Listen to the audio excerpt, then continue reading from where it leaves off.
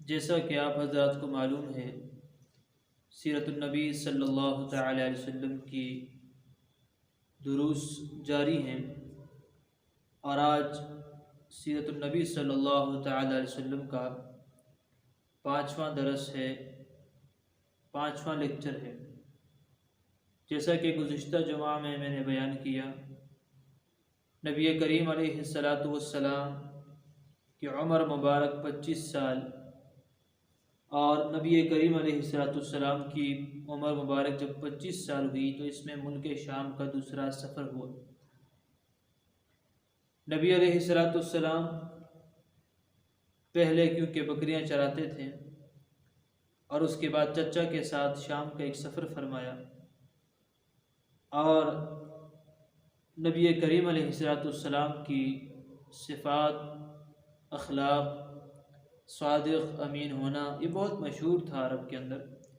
تو عرب کے اندر ایک مالدار خاتون تھیں، سیدہ خدیجۃ الکبریٰ رضی اللہ تعالی عنہا، جن کا مال ان کے غلام اور لوگ لے کر جاتے تھے اور بیچ کر ملک شام کے اندر ان کو منافع دیتے تھے۔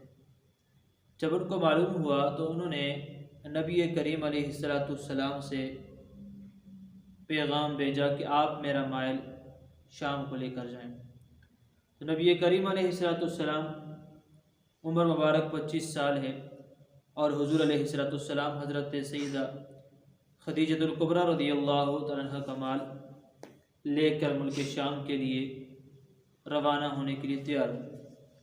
حضرت خدیجۃ الکبریٰ رضی اللہ تعالیٰ عنہ نے کچھ مال میسرہ کو بھی دیا جو ان کا غلام تھا، اور نبی کریم صلی اللہ تعالی علیہ وسلم کو بھی مال دیا گیا۔ اللہ کے نبی علیہ السلام روانہ ہوئے میسرہ کے ساتھ، اور وہ میسرہ خود دیکھتا ہے اور بیان کرتا ہے کہ میں دیکھتا تھا اور پریشان ہوتا تھا کہ راستے سے، جس راستے سے یہ محمد گزرتے ہیں وہ راستے کے پتھر بھی حضور کو سلام کرتے ہیں۔ سبحان اللہ۔ اور نبی کریم علیہ السلام پر بادلوں کا سایہ نظر آتا ہے، اور عجیب عجیب کرشمات اور عجائب اس نے راستے کے اندر دیکھے۔ بہرحال مختصر یہ کہ نبی علیہ السلام وہاں پہنچے اور اپنے مال کو فروخت کیا، اور وہاں پہ نبی علیہ السلام نے جو پیسے حاصل ہوئے تو یہ سوچا کہ کیوں نہ ہم یہاں سے بھی مال لے کے جائیں، اور جو چیزیں مکہ میں ضرورت ہیں وہ وہاں بیچ دیں۔ لہٰذا یہی سوچ کر حضور نے وہاں سے مال خریدا، اور واپسی وقت آ کے مکہ کے اندر بھی وہ مال بیچ گیا، جس پہ نبی کریم علیہ السلام کو بہت زیادہ منافع ہوا۔ گویا اللہ یہ بتانا چاہتے ہیں کہ اگر اخروی معاملات میں تو محمد صلی اللہ علیہ وسلم امام الانبیاء ہیں، دنیا کے معاملات میں بھی حضور علیہ السلام سے زیادہ ذہین کوئی تجارت کرنے والا بھی نہیں تھا۔ سبحان اللہ۔ تو بہرحال واپس تشریف لے آئے، اور اس سفر کے اندر بڑا منافع ہوا، بہت زیادہ مال جو ہے وہ آیا، اور حضرت سیدہ خدیجۃ الکبریٰ رضی اللہ تعالیٰ عنہ کو اس میں بڑا فائدہ ہوا۔ واپس آ کے میسرہ نے سیدہ خدیجۃ الکبریٰ رضی اللہ تعالیٰ عنہ کے سامنے وہ سفر کے واقعات بیان کیے، اور نبی کریم علیہ السلام کی وہ تمام باتیں بیان کیں، وہ عجائبات بیان کیے جو سیدہ خدیجۃ الکبریٰ کے جو مال لے کے جو سفر ہو رہا ہے اس میں حضرت میسرہ نے دیکھا ہے۔ تو سیدہ خدیجۃ الکبریٰ رضی اللہ تعالیٰ عنہ بڑی متاثر ہوئیں، اس سے بڑی متاثر ہوئی، اور یہ سیدہ خدیجۃ الکبریٰ رضی اللہ تعالیٰ عنہ جو ہیں ان کے پہلے جو ہے شوہر بھی تھے اور بیوہ تھیں، اور اس کے بعد بیوہ ہو گئی تو ہونے کے بعد مکہ کے بہت سرداروں نے رشتے بھیجے لیکن انہوں نے انکار کیا۔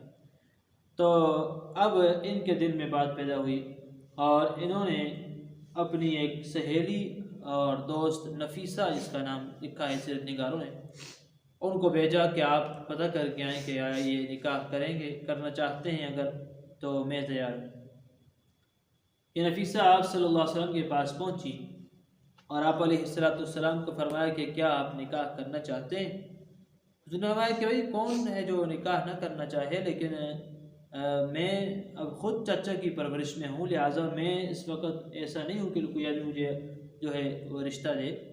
تو آپ نے فرمایا، نفیسہ کہنے لگی کہ میں آپ کو ایسی عورت نہ بتاؤں جو حسن میں اور نسب میں، حسب میں، جمال میں اور مال میں، سب چیزوں میں بہت اعلیٰ ہے، اور ان کا نسب بھی بڑا اعلیٰ ہے، ان کا جو ہے حسب و نسب اچھا ہے، ان کا مال، ان کا جمال بہت اعلیٰ ہے۔ تو حضور نے فرمایا کون ہے؟ فرمایا وہ سیدہ خدیجۃ الکبریٰ رضی اللہ عنہا ہے۔ تو حضور فرمایا کہ وہ تو سرداروں نے بہت پیغام بھیجے، وہ نکاح نہیں کرنا چاہتی، اور وہ کہاں نکاح کریں گی؟ تو نفیسہ کہنے لگی کہ بھائی اگر آپ سے عرض کر لوں، آپ ناراض نہ ہوں، تو مسئلہ یہ ہے کہ انہوں نے خود ہی تو مجھے بھیجا ہے آپ سے پوچھنے کے لیے۔ تو آپ علیہ السلام نے فرمایا کہ میں ابو طالب سے، اپنے چچا سے مشورہ کروں گا، اور پھر ان کو بھیج کے یہ نکاح کا پیغام ان کے گھر میں بھیجوں گا۔ اب یہ آئے ابو طالب سے کہا، اور پھر کیونکہ سیدہ خدیجۃ الکبریٰ کے رشتہ داروں میں بھی کچھ حضرات موجود تھے، تو ان کا آپس میں رشتہ طے ہوا، اور نبی کریم علیہ السلام کی عمر مبارک 25 سال تھی، اور سیدہ خدیجہ کی عمر 40 سال تھی کہ ان دونوں کا نکاح ہوا۔ اور نکاح کا جو خطبہ ہے وہ ابو طالب نے پڑھا، اور حضور علیہ السلام کی طرف سے ابو طالب اور سیدنا حمزہ رضی اللہ تعالیٰ عنہ، اور ایک روایت میں سیدنگاروں نے بھی لکھا ہے ابو بکر صدیق رضی اللہ تعالیٰ عنہ، یہ حضرت نبی علیہ السلام کی طرف سے گئے۔ اور سیدہ خدیجہ کی طرف سے جو ہے عمر بن اسد بن عزہ اور ورقہ بن نوفل، یہ حضرات جو تھے وہ وہاں پر موجود تھے۔ تو نکاح کے اندر ابو طالب نے نکاح کا خطبہ پڑھا ہے، اور اس کے بعد سیرت نگاروں نے لکھا کہ ورقہ بن نوفل نے بھی ایک خطبہ پڑھا ہے۔ پہلا خطبہ تو نکاح کا خطبہ تھا، دوسرا خطبہ جو ورقہ بن نوفل نے پڑھا وہ نبی کریم علیہ السلام کی تعریف میں پڑھا ہے، اور فرمایا کہ بھئی خدیجہ تم کتنی قسمت والی ہو کہ تمہیں اللہ نے ایسا صادق، ایسا امین، ایسا خوبصورت نوجوان اور ایسا شوہر عطا کیا ہے۔ تو بہرحال حضور کی تعریف میں وہ خطبہ پڑھا۔ یہاں یہ بھی عرض کرتا جاؤں، نبی علیہ السلام کی جو اولاد ہے، حضور کی ساری اولاد سیدہ خدیجہ سے ہی ہوئی ہے، اور صرف ایک بیٹا جو ہے وہ ماریہ قبطیہ سے ہوا، باقی اولاد نبی کریم علیہ السلام کی وہ سیدہ خدیجۃ الکبریٰ سے رضی اللہ تعالیٰ عنہ سے ہوئی، اور نبی کریم علیہ السلام کی محبوب بیوی ہیں۔ نبی کریم علیہ السلام بڑے محبت فرمایا کرتے تھے، اور نبی علیہ السلام کی اولاد میں جو پہلے حضور کا بیٹا ہے جس کا نام تھا قاسم، جس کی وجہ سے نبی کریم علیہ السلام کو ابو قاسم بھی کہتے ہیں، حضور کی کنیت ہے صلی اللہ علیہ وسلم۔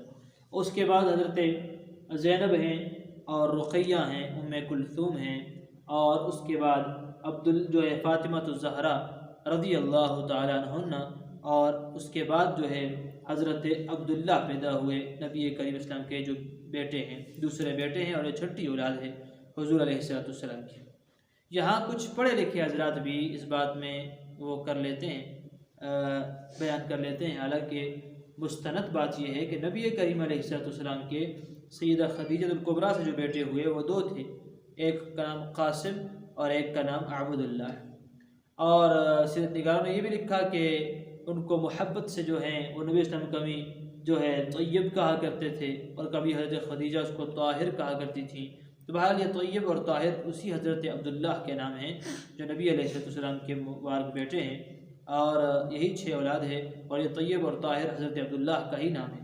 اور حضرت ماریہ قبطیہ سے جو بیٹا پیدا ہوا وہ ان کا نام ابراہیم تھا، اور یہ بھی رضاعت کے اندر ہی انتقال فرما گئے، کیونکہ ایک حدیث میں آتا ہے کہ نبی کریم علیہ السلام فرماتے ہیں کہ اللہ تعالیٰ نے جنت میں میرے بیٹے ابراہیم کے لیے مرضعہ کا دودھ پلانے والی عورت کا انتظام کر لیا۔ تو بہرحال یہ بھی دودھ پینے کی عمر میں ہی دنیا سے رخصت ہوئے۔ حضرت سیدہ خدیجۃ الکبریٰ رضی اللہ تعالیٰ عنہ نبی کریم علیہ السلام کے ساتھ 25 سال کی زندگی تقریباً گزاری ہے، اور بڑی محبوب بیوی تھیں، بڑا ساتھ دینے والی۔ حضرت عائشہ صدیقہ رضی اللہ تعالیٰ عنہ فرماتی ہیں کہ مجھے کبھی غیرت نہیں آئی کبھی کسی بات پر، سوائے اس کے کہ نبی کریم علیہ السلام جب بھی ہم کوئی چیز گوشت وغیرہ پکاتے تو حضور فرماتے خدیجہ کی سہیلیوں کو بھیج دو، اور کبھی فرماتے خدیجہ اس طرح کیا کرتی تھی، کبھی کہتے یوں کیا کرتی تھی، کبھی بہت تذکرہ فرماتے تھے۔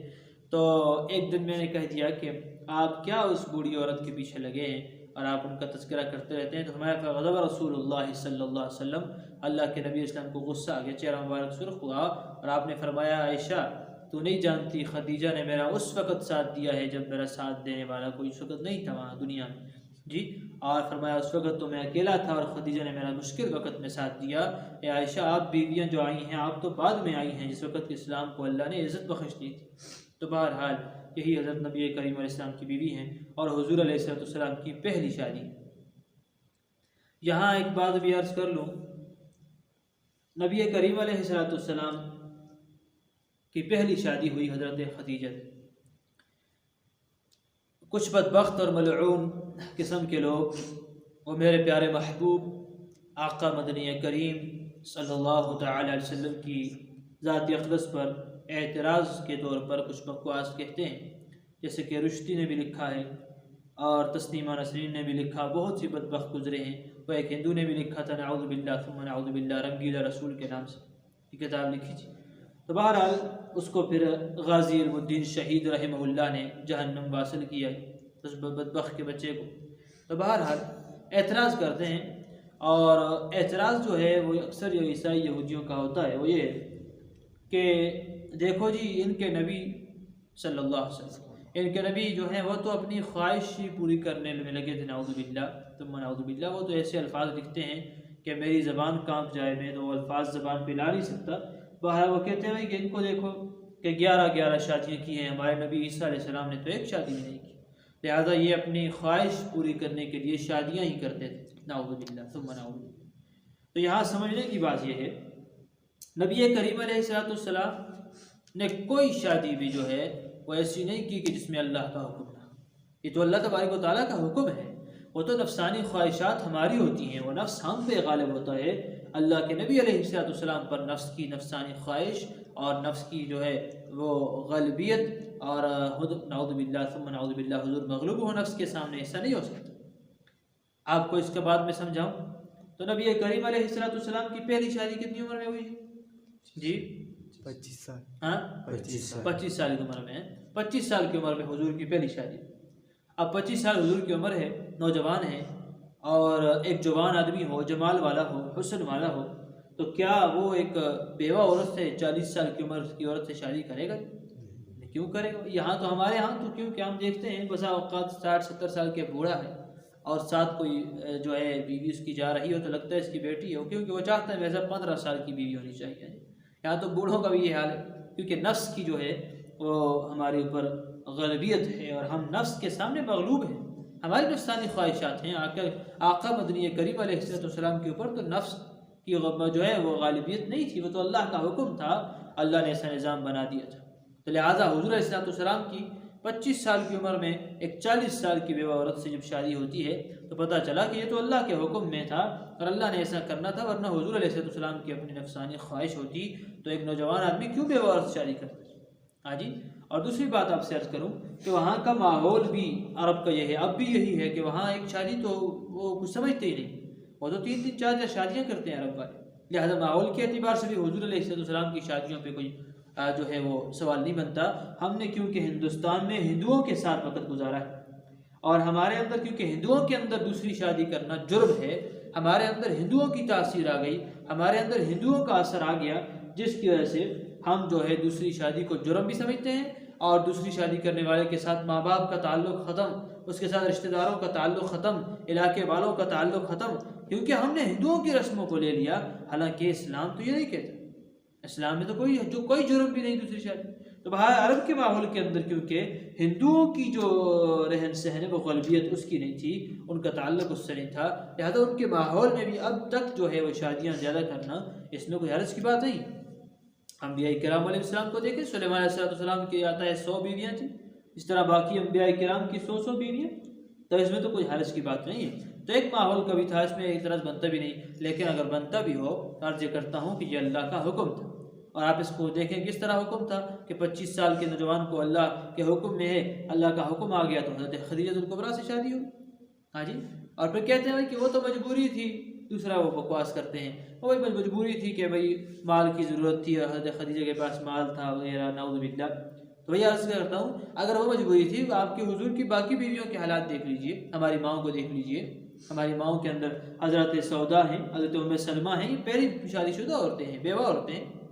حضور نے شادی نہیں کی، یہ اللہ کا حکم تھا۔ جس طرح آپ دیکھیں حضرت زینب رضی اللہ عنہ جی ام المؤمنین ہیں، اب ہم سب کی مائیں ہیں، تو ان کے ساتھ شادی حضور کی کس طرح ہوئی؟ بعض اوقات اللہ نے شادی حضور کی شادی میں کوئی حکمت پوشیدہ کی ہوتی ہے، وہ اس طرح ہوئی کہ نبی کریم علیہ السلام کے شادی سے پہلے حضرت زید بن حارثہ چھوٹے تھے اور کھیل رہے تھے، ایک قافلہ گزرا اور زید بن حارثہ کو پکڑ لیا، پکڑ کے آگے مکہ میں بیچ دیا اور ان کو غلام بنا دیا، حالانکہ وہ آزاد تھے تو بنا دیا غلام اور بیچ دیا اور خریدا ان کو حضرت خدیجہ الکبریٰ رضی اللہ تعالیٰ عنہ، انہوں نے خرید دیا۔ جب حضور سے شادی ہوئی تو زید کو انہوں نے حضور کے حوالے کر دیا کہ یہ آپ کے ہوگے۔ اب زید سے حضور علیہ السلام بڑی محبت فرمایا کرتے تھے، حتیٰ کہ نبی کریم علیہ السلام نے ان کو منہ بولا بیٹا بنا دیا، اور عرب کے اندر زید بن حارثہ کو حارثہ کے نام سے جاننا ہی لوگوں نے چھوڑ دیا، بلکہ ان کو زید بن محمد کہنے لگے کہ محمد کا بیٹا۔ اب اتنا جب مشہور ہو گیا اور منہ بولا بیٹا مشہور ہو گیا حضور علیہ السلام کا، تو نبی کریم علیہ السلام نے خود حضرت زید کی شادی کروائی حضرت زینب سے۔ جب شادی ہو گئی اور شادی کے بعد ان کی آپس میں نہ بنی، وقت کیونکہ جمعے کا مختصر ہوتا ہے تو میں یہ واقعہ تفصیل سے بیان نہیں کر سکتا، مختصر یہ کہتا ہوں کہ ان کی کچھ وجوہات کی وجہ سے آپس میں نہ بنی تو زید نے طلاق دینے کا ارادہ کیا۔ اللہ کے نبی علیہ السلام چاہتے تھے کہ یہ طلاق نہ دیں تو ان کو سمجھایا بھی، لیکن اللہ نے اپنے ہاں کیونکہ فیصلہ کر لیا تھا تو ان دونوں کا آپس میں نہ بنی، تو جس وجہ سے انہوں نے طلاق دی۔ جب طلاق دی تو عرب کے ہاں کیونکہ یہ بات مشہور تھی کہ منہ بولا بیٹا حقیقی بیٹے کی طرح ہوتا ہے، وراثت کے اندر بھی شریک ہے، حقیقی بیٹے کی طرح ہے، اس کی بیوی سے آدمی شادی نہیں کر سکتا، لیکن کیونکہ اسلام کا یہ اصول نہیں ہے، اسلام میں یہ ٹھیک نہیں ہے، لہٰذا اس لیے اللہ کے نبی علیہ السلام کے لیے اسلام میں اس بات کو ختم کرنے کے لیے اللہ نے فیصلہ کر دیا۔ اب اللہ کے نبی کو فرمایا کہ آپ زینب سے شادی کر دیجیے، تو نبی علیہ السلام دل میں بہت پریشان تھے اور اس بات سے بڑا عجیب لگتا تھا کہ لوگ دیکھو کہ ہمارے معاشرے کے اندر یہ بات عجیب ہے تو کیسا جو ہے ہو سکتا ہے، یہ نکاح کس طرح ہوگا۔ بہرحال اللہ پہ یقین تھا، حضرت زینب کو کہا بھائی اس طرح ارادہ ہے کہ شادی ہو جائے ہماری، تو میں کہ میں اللہ کے نبی میں استخارہ کروں، استخارہ کر کے آپ کو بتاؤں گی۔ تو فرماتی میں نے استخارہ کیا اور خود فرماتی ہے کہ میں ایک دن بیٹھی تھی تو نبی کریم علیہ السلام میرے گھر کے اندر داخل ہو گئے۔ گھر کے اندر جب داخل ہوئے میں حیران رہ گئی کہ میں نے کہا اللہ کے نبی تو کبھی بغیر اجازت کے کسی گھر میں نہیں آتے، آج کیوں بغیر اجازت کے اور بغیر دستک کے میرے گھر میں آ گئے؟ تو حضور علیہ السلام نے فرمایا کہ زینب اللہ نے عرش پہ ہم سب کا نکاح، میرا اور آپ کا نکاح کروا دیا۔ سبحان۔ تو اس لیے حضرت زینب فرمایا کرتی تھی کہ کوئی لوگوں کی جو ہیں وہ فخر تو سب سے زیادہ مجھے ہے کہ میں ایسی خاتون ہوں کہ کسی کا نکاح کہیں کہاں ہوتا ہے، کسی کا کہاں، میرا اور نبی علیہ السلام کا نکاح عرش پہ ہوا جو اللہ نے کیا۔ سبحان اللہ، سبحان اللہ۔ تو دیکھیے یہاں پر اب اس بات کو ختم کرنے کے لیے حضرت زینب کے ساتھ اللہ نے شادی کروا دی۔ اب اس میں حضور علیہ السلام کی نفسانی خواہش کا کیا تعلق؟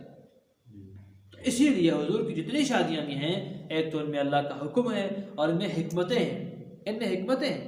حضرت صفیہ رضی اللہ عنہ نے حضور کی شادی ہوئی، وہ بھی ایک جو ہے جب خیبر فتح ہوا اور وہ ایک یہودی کی بہت بڑے سردار کی بیٹی تھی اور سردار کی بیوی تھی۔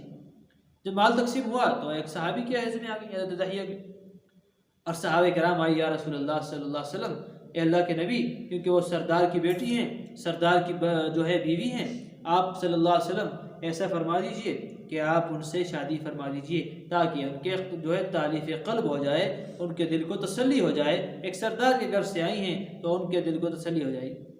تو حضور علیہ السلام فرمانے لگے کہ میں اپنے صحابی کے جو ہے وہ اس کے حصے میں آگے تقسیم ہو گیا، لہٰذا اب میں تو ان سے نہیں کہتا کہ آپ مجھے دیں، میں تو نہیں کہوں گا بھائی۔ تو صحابہ کرام حضرت دحیہ کے پاس پہنچے، عرض کی بھائی کہ اس طرح مسئلہ ہے کہ جو ہے باندھی آپ کے جو بھائی ہے آپ کے حصے میں آ گئی، وہ سردار کی بیٹی ہے، سردار کی بیوی ہے، لہٰذا آپ اس کو نبی کریم اسلام کو عطا دے دیجیے۔ حضرت دحیہ فرمانے لگے کہ میری تو مال جان میرے سب کچھ اللہ کے لیے قربان، ایک باندھی کیا ہے میں تو دیتا ہوں یار۔ اور اللہ کی قسم کو فرمانے لگے کہ اللہ کی قسم میں نے سب مال غنیمت دیکھ لیا، لیکن اللہ گواہ ہے کہ ابھی تک میرا اس کے اوپر حضرت صفیہ کے اوپر میری ابھی تک نظر نہیں پڑی، اللہ نے حفاظت۔ تو نبی کریم علیہ السلام کے نکاح میں آئی اور پھر وقت گزرا، ایک دن حضرت صفیہ رضی اللہ تعالیٰ عنہا بیٹھی ہوئی ہیں، اللہ کے نبی نے دیکھا اور حضرت صفیہ کے چہرے پہ نشان نظر آیا۔ پوچھے صفیہ یہ کس کا نشان ہے؟ میں اللہ کے نبی بس مت پوچھیے، وہ نہیں بتا دو کس کا نشان ہے؟ فرمانے لگی اللہ کے نبی میں تو کیونکہ ایک یہودی بہت بڑے سردار کی بیوی تھی، میں نے رات کو خواب میں دیکھا میں بستر پہ لیٹی ہوں اور میں نے دیکھا کہ آسمان سے چاند آیا اور میرے ساتھ بستر پہ لیٹ گیا۔ تو میں صبح اٹھ کے میں نے اپنے خاوند کے سامنے اس کا تذکرہ کیا کہ بھائی میں نے دیکھا چاند رات کو میرے ساتھ بستر پہ آ کے لیٹ، اس نے مجھے ایک مارا یہاں پر یا رسول اللہ، اور مجھے کہنے لگا کہ کیا تو آخری نبی کی گھر والی بننا چاہتی؟ اس لیے اگر دنیا میں کسی کو چاند سے تشبیہ دی جا سکتی ہے تو وہ صرف محمد رسول اللہ صلی اللہ علیہ وسلم۔ سبحان، یہ تو شادی سے پہلے، اگر یہاں پہ حضور کے نفس کی خواہش کہاں پہ آئی؟ اللہ نے تو حضرت صفیہ کو پہلے خواب کے ذریعے بھی بتا دیا، تو گویا اللہ نے پہلے مقرر کیا تھا کہ حضور کی شادی ہو، تو اس میں نبی اسلام کی نفسانی خواہش کی بات نہیں تھی، یہ اللہ کا حکم تھا۔ اسی طرح آپ دیکھ لیجیے ام سلمہ کو دیکھ لیجیے، اس طرح آپ دیکھ لیجئے حضرت ام حبیبہ کو دیکھ لیجئے، ابو سفیان کی جو ہے بیٹی ہیں اور ان کی بھی دوسری شادی ہے۔ حضور علیہ السلام کے نکاح میں تو حضرت عائشہ صدیقہ رضی اللہ تعالیٰ عنہ جو کہ صرف ایک کنواری عورت ہیں وہ آئی ہیں، باقی تو کوئی بیوہ ہے، کوئی طلاق یافتہ ہے۔ اور پھر اس میں حکمت بھی یہ تھی، اللہ کے نبی اسلام کی باہر کی زندگی تو صحابہ نے بہت پھیلائی، ہر صحابی ساتھ ہوتے تھے، لیکن گھر کی زندگی کو کون بتائے گا؟ تو اس کے لیے اللہ نے انتظام فرمانا تھا، رب تعالیٰ جل جلالہ ومن والہ نے حضور کی بیویوں کا ذریعے سے اس بات کا انتظام فرما دیا۔ اور یہ بات بھی آپ اندازہ لگا لیں، عام آدمی کو اللہ نے حکم دیا کہ 4 بادشاہ جو ہیں شادیاں کرنی، فَانْكِحُوا مَا طَابَ لَكُم مِّنَ النِّسَاءِ مَثْنَىٰ وَثُلَاثَ وَرُبَاعَ، 4 شادیوں تک کی اجازت ہے، اور 4 سے زیادہ کی بیک وقت اجازت نہیں۔ اور لیکن یہ ہے کہ بھئی ایک بیوی اگر مر جائے جو 4 میں سے تو آپ دوسری کر لیں، 4 پوری کر سکتے ہیں۔ ایک بیوی کو آپ طلاق دے دیں خدا نہ کرے، دوسری کر سکتے ہیں، 4 پوری کر سکتے ہیں۔ لیکن حضور علیہ السلام کی 9 بیویاں ہوئیں، حضور علیہ السلام کی 11 ازواج مطہرات جو تھیں شادیاں، تو فرمایا کہ ان کی اجازت دی، اور اللہ کے نبی علیہ السلام کو بدلنے کا اختیار بھی ختم فرما دیا۔ قرآن کہتا ہے کہ اللہ کے نبی آئندہ کے بعد آپ اپنی بیویوں کو نہیں بدل نہیں سکتے۔ ہاں جی، تو اس لیے میرے دوستو یہاں پر آپ دیکھ لیجئے، اور یہ بات بھی دیکھیے کہ نبی علیہ السلام ایک مرتبہ اپنی بیویوں سے ناراض ہو گئے۔ حضور علیہ السلام نے قسم اٹھا لی کہ میں آپ کے قریب نہیں آؤں گا۔ شریعت مطہرہ کے اندر اس کو ایلا کہتے ہیں۔ ایلا یہ ہے کہ کوئی آدمی قسم اٹھا لے کہ میں 4 مہینے اپنی بیوی کے قریب نہیں آؤں گا۔ اگر وہ 4 مہینے تک بیوی کے قریب نہ گیا اور فرمایا اس کو بیوی کو طلاق ہو جائے گی، اگر قریب چلا گیا تو قسم ٹوٹ جائے گی، قسم کا کفارہ ادا کرے۔ تو بہرحال حضرت عمر رضی اللہ تعالیٰ کو معلوم ہوا، گئے، ان کی بیٹی ہیں حضرت حفصہ، ان کے پاس پہنچی، ان کو غصہ ہوا، بھائی تم کیا کرتی ہو، کیوں نبی کریم علیہ السلام کو تنگ کرتی ہو، اللہ کے نبی علیہ السلام سے خرچہ زیادہ مانگتی ہو، حالانکہ وہ خرچہ دیتے ہیں، وہ خرچہ دے کے تم صدقہ کر لیتی ہو، خیرات کر لیتی ہو، اللہ کے راستے میں لگا لیتی ہو، اور پھر آپ کے پاس نہیں ہوتا تو ایسا نہ کیا کرو۔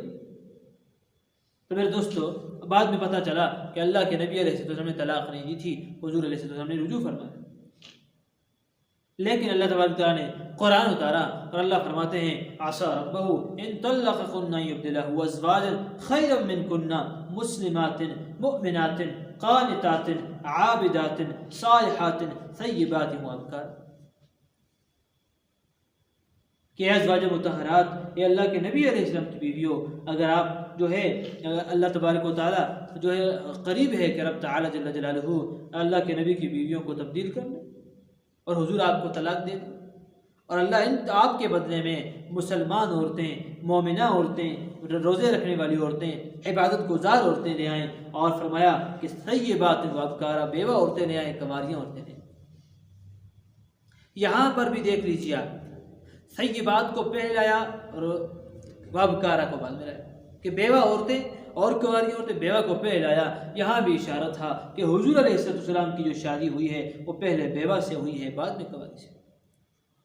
تو یہاں سے اور پھر آپ دیکھ لیجئے کہ اللہ فرماتے ہیں آپ اگر اس طرح کریں گی تو اللہ آپ سے بہتر عورتیں لے آئے گا جو اتنی صفات کی مالک ہوں گی۔ جب اللہ کے نبی اسلام نے طلاق نہ دی، اللہ تبارک و تعالیٰ نے تبدیل نہ کی، تو اس آیت سے پتہ چلا کہ دنیا کے اندر، پوری اس وقت دنیا کے اندر اللہ کے نبی اسلام کی ازواج مطہرات، میری اور آپ سب کی مائیں، ان سے بہتر اور ان سے اچھی عورتیں موجود ہی نہیں تھیں۔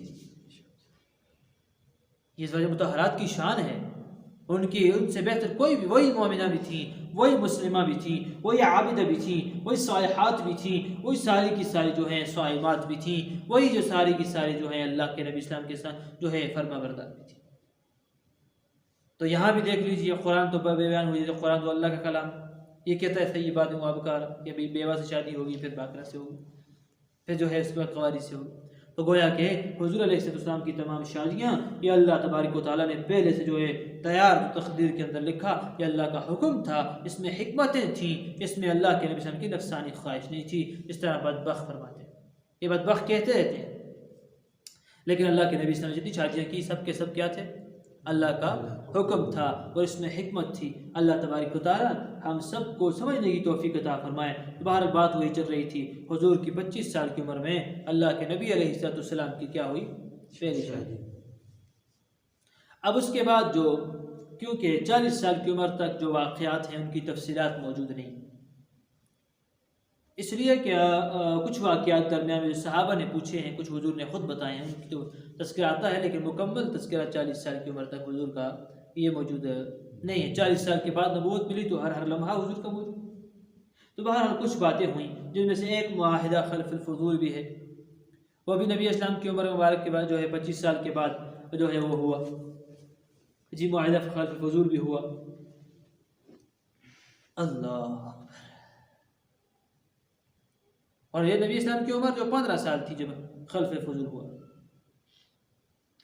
تو بہرحال جس کے اوپر نبی اسلام کے دستخط موجود ہیں، اور وہ معاہدہ تھا جو فضل نام کے 3 آدمیوں نے کیا تھا کہ بھئی ہم مظلوم کا ساتھ دیں گے، لیکن وہ معاہدہ کرتے کرتے ختم ہو گیا۔ یمن کے نبی اسلام جب عمر 15 سال کی تھی تو یمن سے ایک آدمی آیا، ضبید کے شہر کا آدمی تھا، تاجر تھا، اس نے آ کے یہاں مکہ میں سامان بیچا، اور وہاں کے سردار تھے عاص بن وائل، یہ حضور کے دشمن تھے بہت سخت۔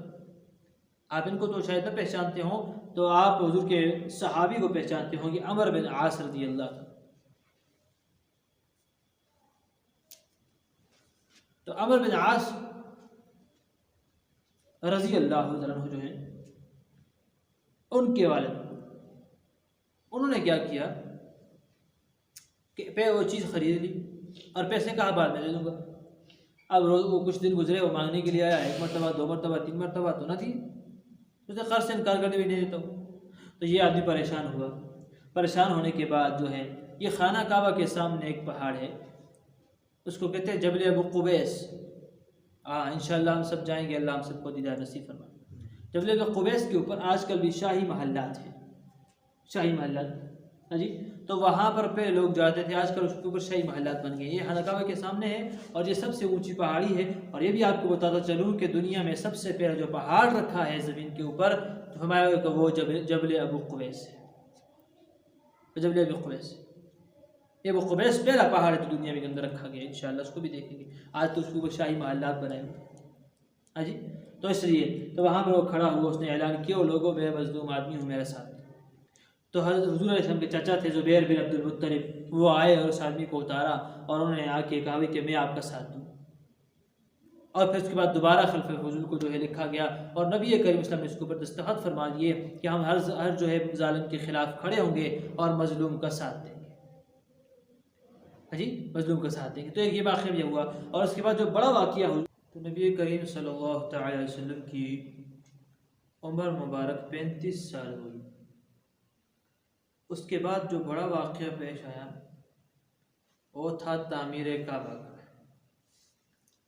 کہ قریش والوں نے مشورہ کیا کہ بیت اللہ شریف جو ہے وہ بوسیدہ ہو گیا، اس کی دیواریں جو حضرت ابراہیم علیہ السلام نے تعمیر کی تھی، لہٰذا اس کی دوبارہ تعمیر کی جائے۔ یہ بڑا واقعہ ہے جو نبی کریم علیہ السلام کی نبوت ملنے سے پہلے پیش آیا۔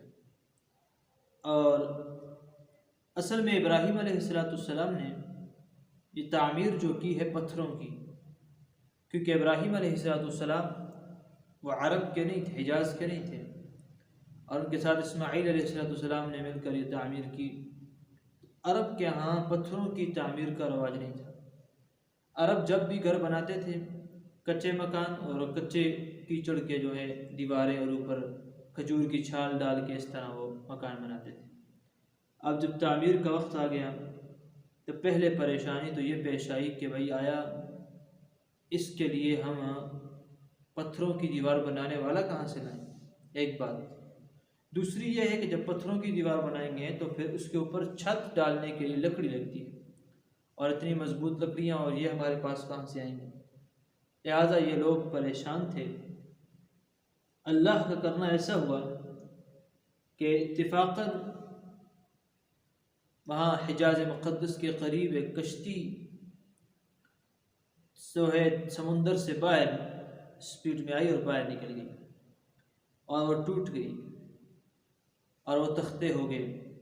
لہٰذا اب وہ فروخت ہونے لگی تو مکہ والوں کو پتہ چل گیا کہ وہاں فلاں جگہ پر کشتی ٹوٹی ہے اور اس کی لکڑی بک رہی ہے۔ تو ان لوگوں نے کہا دیکھو بھائی اللہ ہم سے کام لینا چاہتا ہے، دیکھو بھائی لکڑی کا انتظام ہو گیا، لہٰذا ہم اس کو جا کے خرید لیتے ہیں۔ تو لکڑی کا انتظام تو وہاں سے ہوا، اب بنانے والے کی پریشانی۔ تو ایک دو دن بعد مکہ المکرمہ کے اندر ایک قبطی آیا، پتہ لگا کہ یہ قبطی جو مسافر ہے یہ تعمیر کا ماہر ہے، اس کو یہ تعمیر آتی ہے پتھروں سے بنانے والی۔ تو گویا یہ اللہ جل جلالہ کی طرف سے انتظام تھا۔ اب سب نے مشورہ کیا قریش نے کہ بھائی دیکھو اللہ ہم سے یہ کام لینا چاہتے ہیں، لکڑی کا انتظام بھی ہو گیا اور بنانے والے کا بھی انتظام ہو گیا، لہٰذا اب ہمیں بیت اللہ شریف کی تعمیر کرنا چاہیے۔ لیکن وہاں کے سردار نے ایک شرط لگائی کہ بیت اللہ ہم ہٹائیں گے اور اس کی جگہ تعمیر ہوگی، لیکن بیت اللہ میں کسی قسم کا بھی حرام مال استعمال نہیں ہوگا۔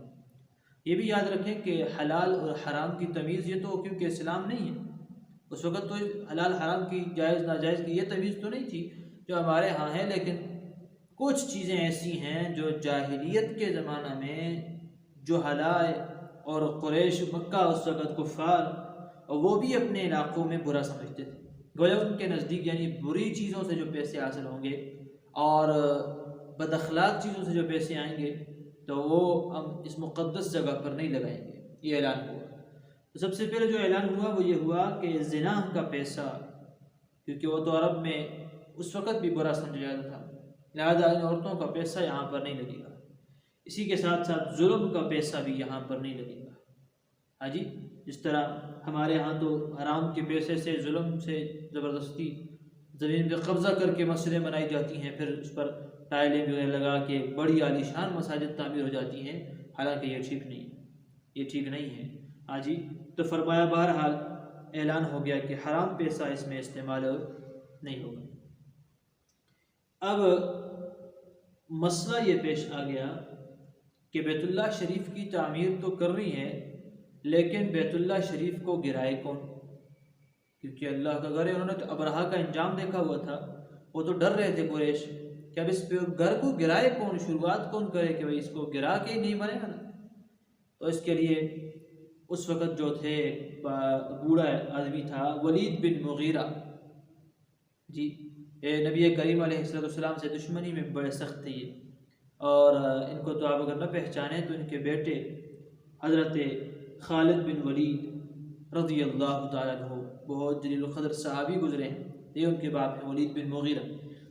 تو ولید بوڑھا تھا، اس نے کہا یہ ایسا مسئلہ ہے کہ آپ سارے حضرات اس بارے میں پریشان ہیں، تو میں چونکہ بوڑھا آدمی ہوں لہٰذا میں ہی اس کی شروعات کر لوں گا گرانے کی، آپ لوگ دیکھ لینا، اگر کچھ ہوا مجھے اس کی وجہ سے عذاب آنے لگا مجھ پر تو میں ویسے ہی بوڑھا ہوں تو مرنے کے قریب ہوں، تو مر بھی گیا تو نقصان نہیں، آپ حضرات پھر قریب بتانا، اور اگر مجھے کچھ نہ ہوا تو سب مل کے کام کر لیں۔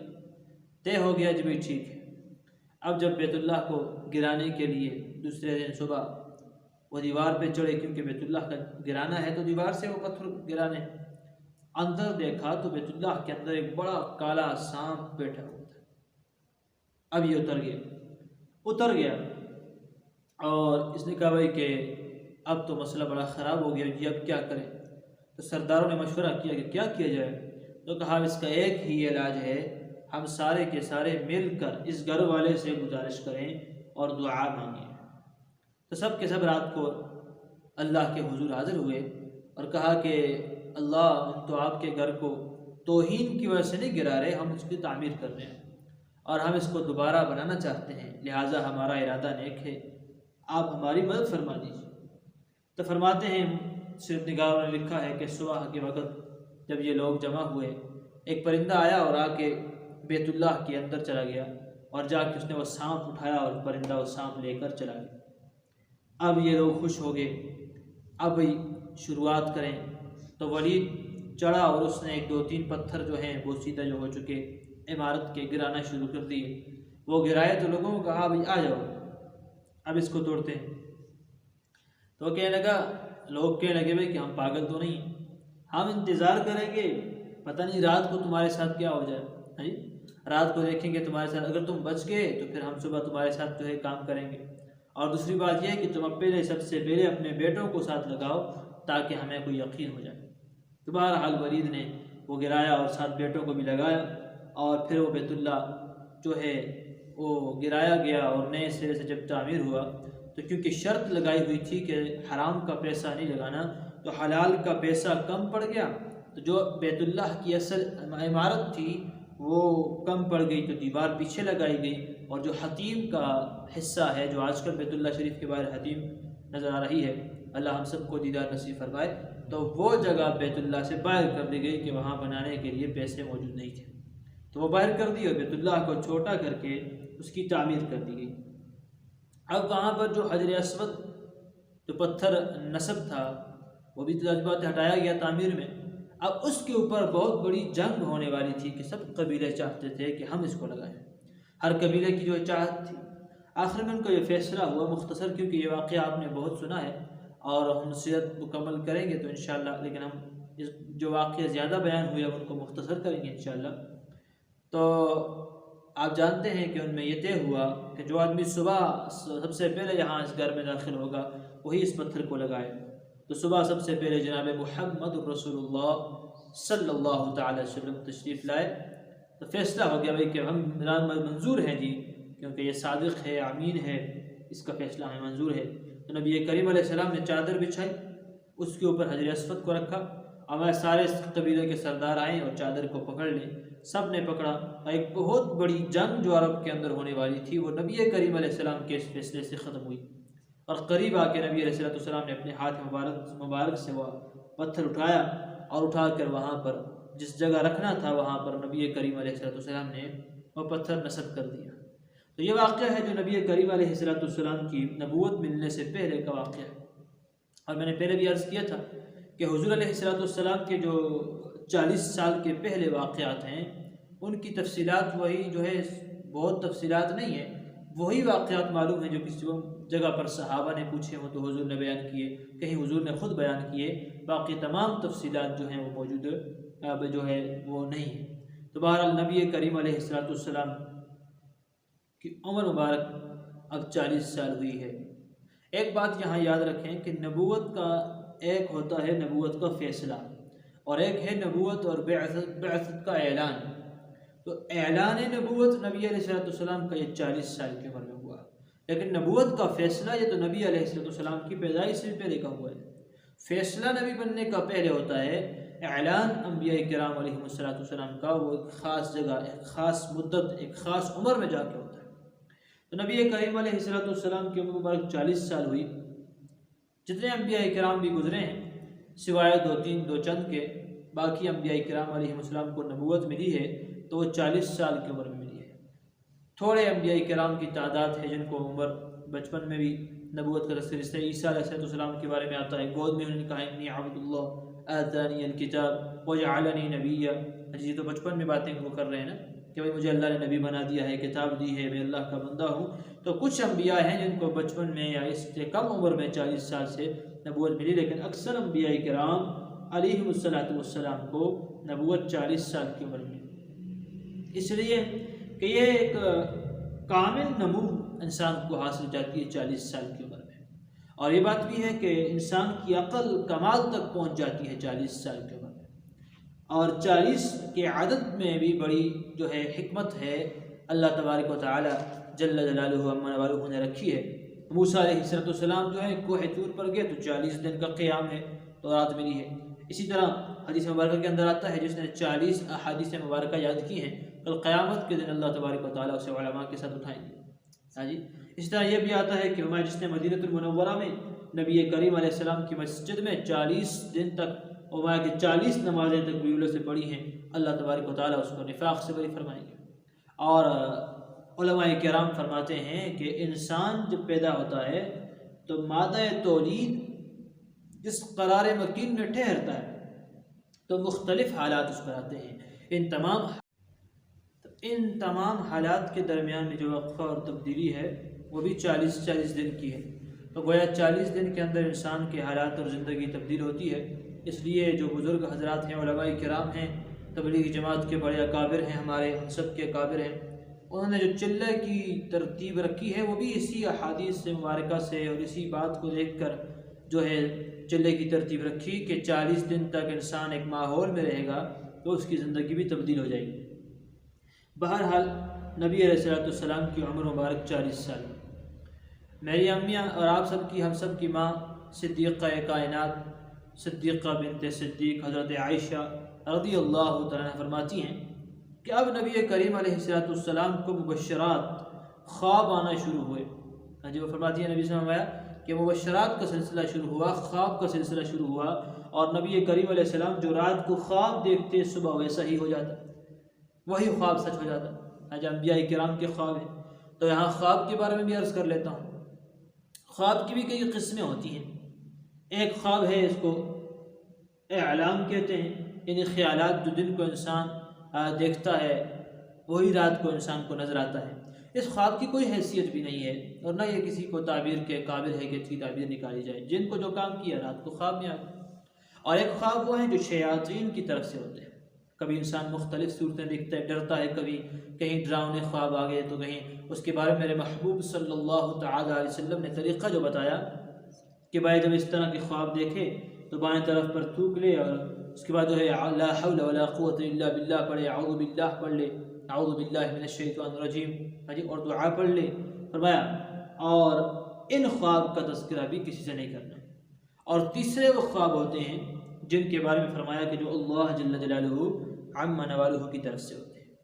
تو ایسے خواب اگر ان کی تعبیر کسی سے پوچھنا ہو تو اس کے بارے میں بھی ہمیں فرمایا کہ بھائی اپنے خواب جو ہیں لا یذکر الا حبیب او لبیب، کسی دوست سے، کسی عالم سے یا محبت کرنے والے یا عقل مند انسان، ان دو آدمیوں سے جو ہے اپنے خواب کی تعبیر کرنی ہے۔ ہر غیرے کو اپنے خواب نہیں بتانے بھائی آپ میں نے خواب دیکھا، اس کی تعبیر کیا ہے، اس لیے کہ حدیث مبارکہ کے اندر آتا ہے اللہ کے نبی نے فرمایا کہ جو رؤیا ہیں، خواب ہیں، اس کی مثال یہ تھی کہ پرندے کے پاؤں پر دانے کی طرح ہوتا ہے، جیسے وہ ہلا تو وہ دانا نیچے گر گیا۔ تو بسا اوقات ایسا بھی ہو جاتا ہے کہ جیسے خواب کی تعبیر بتانے والے نے تعبیر بتائی بالکل اسی طرح ہو جاتا ہے۔ حالانکہ یہ نہیں کہ ہر خواب جو اچھا دیکھا جائے تو اس کی تعبیر بھی اچھی ہے، یا جو برا خواب دیکھا جائے اس کی تعبیر بھی بری ہے، یہ بھی ٹھیک نہیں۔ علم جو ہے خواب کا اور تعبیر کا جو علم ہے یہ مستقل ایک علم ہے۔ یہ ضروری نہیں کہ ہر عالم کو تعبیر معلوم ہو، ہر انسان کو خواب کی تعبیر، یہ ایک مستقل علم ہے۔ ہمارے جو قریبی زمانہ میں گزرے ہیں علامہ ابن سیرین رحمہ اللہ، وہ خواب کی تعبیر کے ماہر تھے اور مستقل ان کی کتاب موجود ہے تعبیر رؤیا کے۔ تو اس لیے میرے دوستو خواب کے بارے میں بڑا اہتمام ہو کہ بھئی اپنا خواب اگر وہ آپ ایسا کوئی دیکھیں تو اس کی تعبیر کسی عقل مند انسان سے، کسی عالم سے پوچھیں، ہر غیرے سے خواب کی تعبیر بھی نہ پوچھیں، یا آپ جو محبت کرتا ہو آپ سے، اس سے آپ خواب پوچھیں۔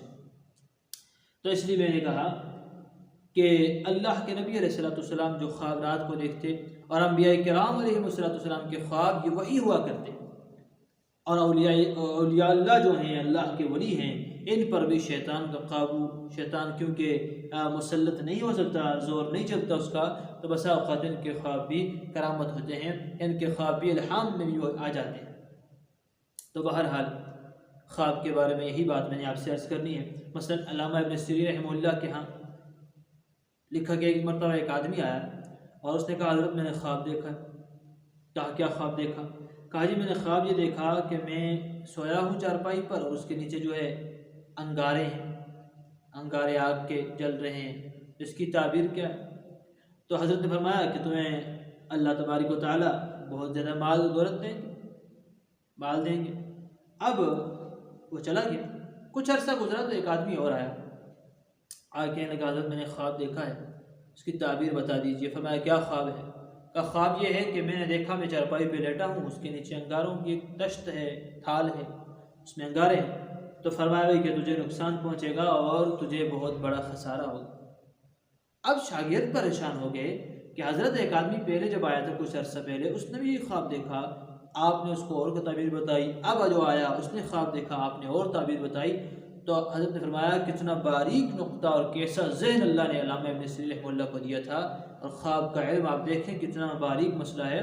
کہنے لگے کہ جب وہ آیا تھا تو اس وقت موسم سردیوں کا تھا، اور سردیوں کے اندر آگ سے جو ہے سیکنا اور انگارے ملنا یہ نعمت ہوتی، اور جب یہ آدمی خواب دیکھنے والا آیا ہے، جب خواب دیکھا ہے تو اس کا چارپائی کے نیچے انگارے، یہ گرمیوں کا موسم ہے، اور گرمی میں آگ کے انگارے فائدہ مند نہیں ہوتے، یہاں نقصان دیتے ہیں، تو لہٰذا وقت کبھی خواب پر اثر ہوتا ہے، اور اسی طرح موسم کا اثر ہوتا ہے، اسی طرح سال کا اثر ہوتا ہے، تو یہ کسی عالم دین کو ہی معلوم ہوگا، اس فن کے ماہر کو معلوم ہوگا، ہر ایک آدمی خواب کی تعبیر نہیں جانتا۔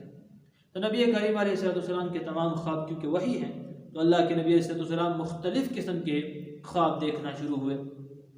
بہرحال آپ علیہ السلام فرماتے ہیں حبب الی الخلا، پھر ایسا ہوا کہ مجھے علیحدگی اور جدا رہنا پسند کر دیا گیا، ایسا ہوا کہ جیسے میرے دل میں ڈال دیا ہو کہ میں علیحدہ رہوں، بس ایک خلط ملط لوگوں میں نہ ہوں۔ تو اس کے لیے اللہ کے نبی علیہ السلام سکون قلب کے لیے غار حرا میں چلے گئے، اور یہ غار حرا جبل نور کے اندر ہے، اللہ ہم سب کو دیدار نصیب فرمائے، جبل نور کے اندر ہے۔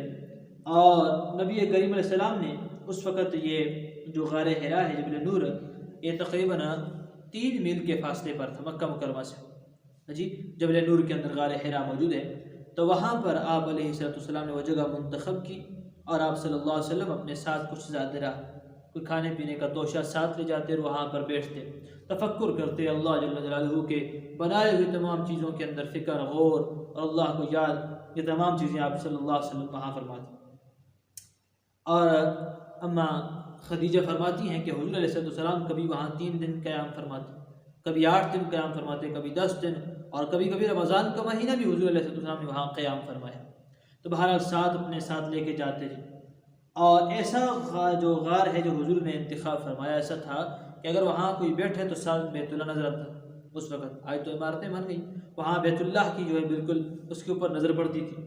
تو بہرحال اللہ کے نبی علیہ السلام کے بارے میں آتا ہے ایک مرتبہ اترے غار سے، آئے گھر کو آ رہے تھے، راستے میں کچھ غریبوں پر نظر پڑی، فقیروں پر نظر پڑی، تو بڑے پریشان ہوئے، غمگین ہو گئے، گھر میں آگے حضرت خدیجہ الکبریٰ سے فرمایا رضی اللہ تعالیٰ عنہا، دیکھا میں آپ کیوں پریشان ہیں؟ فرمایا اس لیے پریشان، راستے میں سے غریب دیکھے۔ تو حضرت خدیجہ نے اپنے غلام میسرہ کو آواز دی اور فرمایا کہ اللہ کے نبی آپ نے جو غلام غریب دیکھے ان سب کو آواز دے دیں، بلا لیں۔ تو سارے آگے ہاں جی، اور حضرت خدیجہ فرمانے لگی، میں اس طرح کہا کہ یہ جو اندر درہم اور دینار پڑے ہیں یہ سارے لے آؤ، غریبوں میں تقسیم کر دو۔ اللہ کے نبی اسلام خوش ہو گئے۔ تو بہرحال اس وقت بھی غمخواری، غریبوں سے تعاون، ہمدردی، یہ اللہ کے نبی اسلام کہ جو ہے وہ سینہ مبارک کے اندر موجود ہے۔ بہرحال اب ایک مرتبہ حضرت عباس کے پاس نبی کریم علیہ السلام گئے اور کہا کہ مسئلہ یہ ہے چچا کہ ابو طالب جو ہیں وہ سردار ہیں، اور سرداری کے معاملے میں اتنے مصروف ہیں اور اتنا مباہر کہ وہ کما نہیں سکتے اتنا زیادہ، لہذا گھر کا خرچہ ان کا مشکل سے چلتا ہے۔ تو ان کے 4 بیٹے ہیں اولاد، ایسا کرتے ہیں ہم ان میں سے اپنے ایک بھائی کو لے لیتے ہیں، میں اپنا بھائی اور ایک ان کا بچہ، تاکہ ہم ان کی پرورش بھی کریں، تربیت بھی کریں، اور چچا پہ بوجھ کم ہو جائے، اس لیے کہ ہم تو الحمدللہ اچھا کما رہے ہیں۔